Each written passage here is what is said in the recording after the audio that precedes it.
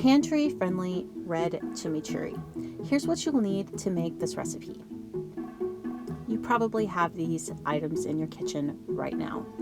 The first step is to heat about 6 tablespoons of neutral flavored oil in a small saucepan over medium-low heat. Add 2 tablespoons of sweet paprika,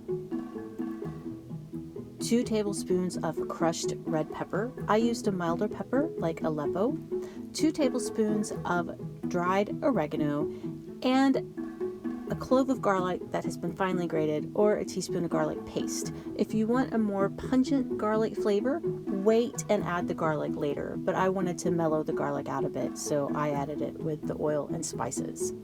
Cook the mixture, stirring occasionally until it is bubbly. This should take about 5 minutes. Remove the pan from the heat and let the mixture cool to room temperature.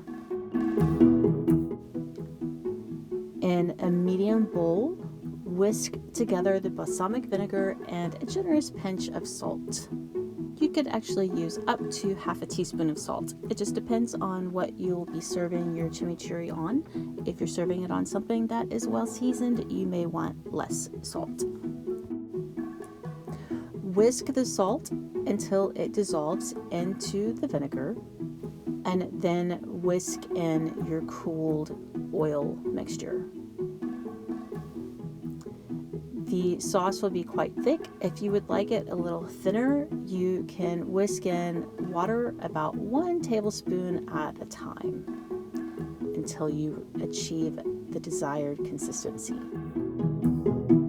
This will keep in the refrigerator for about a week in an airtight container, but for best results, bring it to room temperature before using. I served it over pan-seared sea scallops. I hope you enjoyed this video. For the complete recipe, please visit us at arkansasonline.com/cooking.